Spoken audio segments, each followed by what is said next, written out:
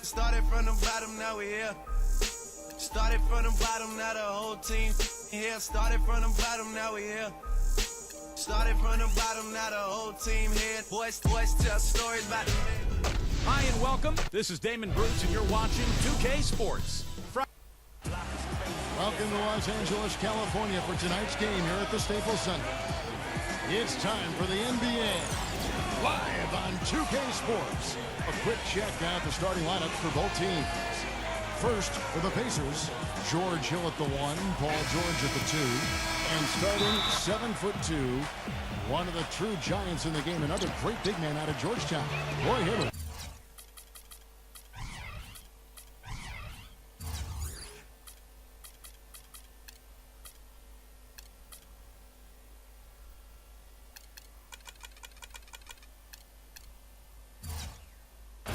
Then there's Danny Granger, and it's West in at the power forward position. And looking at the Lakers, Nash and Bryant in the backcourt. And holding down the middle out of Central Michigan University, the skilled and ambidextrous 7-footer, Chris Kaman. Then there's Nick Young, and it's Gasol at the 4. Hill with it, guarded now by Nash. Hill kicks to George. Good, and it's Hill picking up the assist. That is not enough coverage. Got to do better than that defensively. Basically, no coverage. I mean, defense did not look very good there. And, you know, for the Lakers last season, a lot of turmoil. And you think about the coaching change, but it wasn't just that. It was a whole system change as well. And the front office felt the Princeton offense they started using wasn't working out. So they were in a state of flux all season long. And let's get this update now from Doris Burke, who's across the way on the sideline. Yes, Frank Vogel and I got a chance to talk for a bit. Obviously, we talked about Steve Nash because you can't argue he's one of the best point guards over the past few decades. Coach told me that Nash's ability to control tempo, to get everyone involved, and to communicate so seamlessly with his teammates is what makes him so dangerous. Great. Thanks for the report, Doris. Lakers shooting their first free throw of the game. Well, you look at last season's numbers, guys, down below 70% as a team from the line. And those aren't the kind of numbers they can afford to repeat throughout this season. And George kicks to Granger. Back to George. There's the 3. And again, it's the Pacers from deep. And going back to the Princeton offense that Clark mentioned, Steve, tell us about that offense and why do you think it didn't work out? Well, they only gave it 5 games, Kevin. I mean, Mike Brown was 1-4 when he got fired.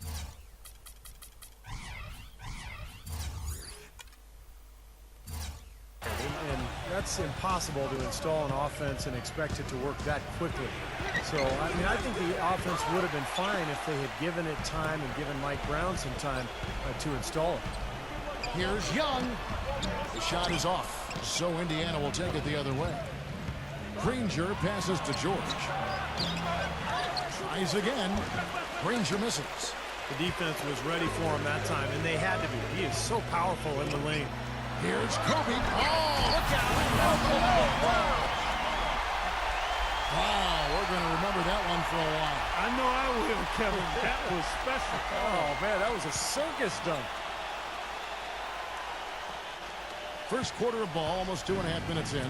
Kaman gave up his old caveman look, guys, but he's still an intimidating presence in the post. Good size and strength and doesn't really get pushed around. Also excellent timing when it comes to shot blocking.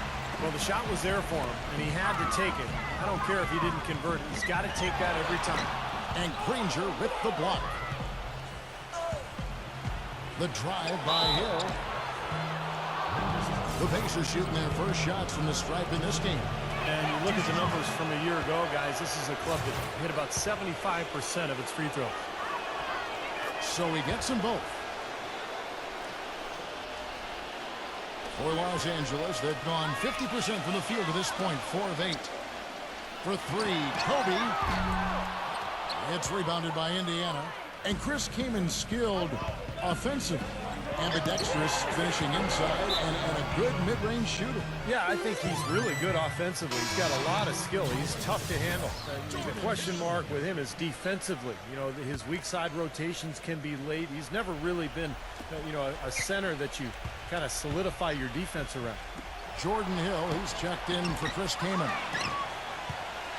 LA's gone 0-3 from three-point land. Nothing yet going outside. Young dishes to Hill. Some nice passing here by Los Angeles.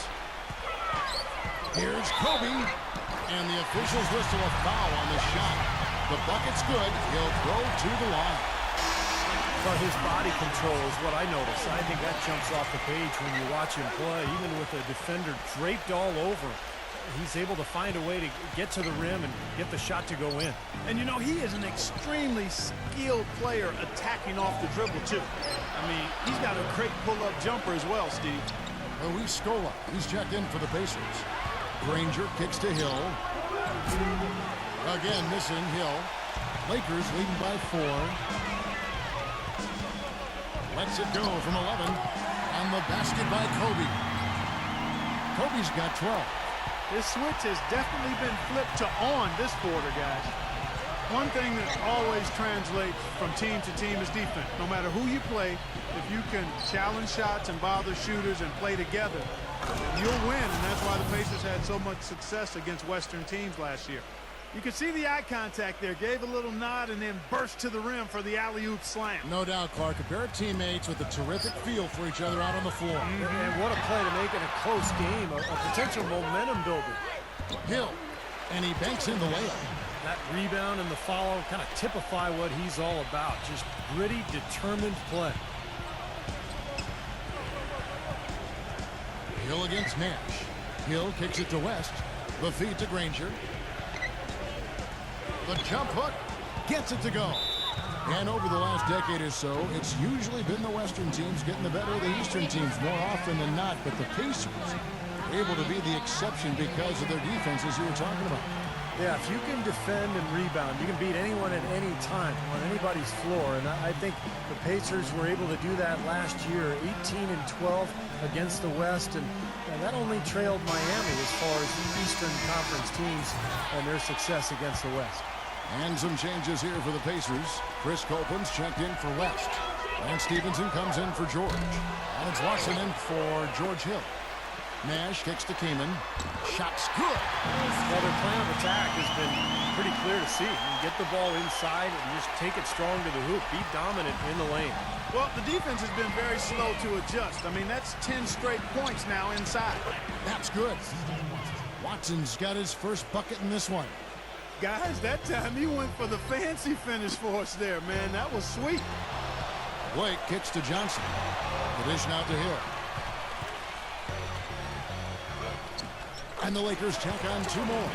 The number of points they've scored in the paint already today is pretty eye-opening, Steve. No, it's off the charts. It really is. And defensively, I mean, they have to start shutting down some of those lanes to the hoop. And Luis Scola, the bucket, and the assist by Granger. Even with the D lurking, he made it look easy with the soft finger roll. And out of bounds as the Pacers gain possession. Well, that's inexcusable to throw a pass that far off the mark. Pacers trail by 4. He kicks it to Stevenson.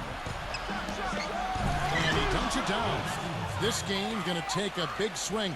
Clark, if the D continues to clear out like that and give up easy dunks. Yeah, that's the kind of defense we expect to see in a blowout, Kevin, or even an exhibition game, not a close game like this. Look how frustrated Steve is on Well, I just, you know what, he's Kevin? disgusted. Come on, Kevin. I just like that he didn't choose to just lay it up there. I mean, he threw it down with force. Watson kicks to Scola. Soft touch off the glass. Scola's got his second basket. And here's Nash. Johnson outside. Got it off in time, but it's no good. Well, it's been a high-scoring competitive game through the first quarter of play. Lakers. And so far, it's been a closely contested game as we get the second quarter going.